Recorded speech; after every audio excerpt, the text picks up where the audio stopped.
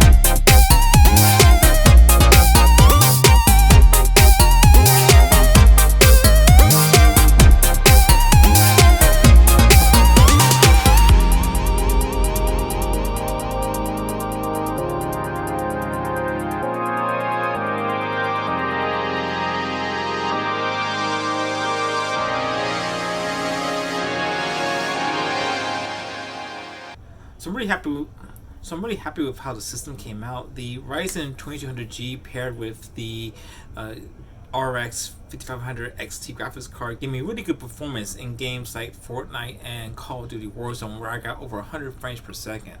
For other games such as GTA 5 on max settings or Assassin's Creed Odyssey, you're looking at around 50 to 60 frames per second, which is still excellent.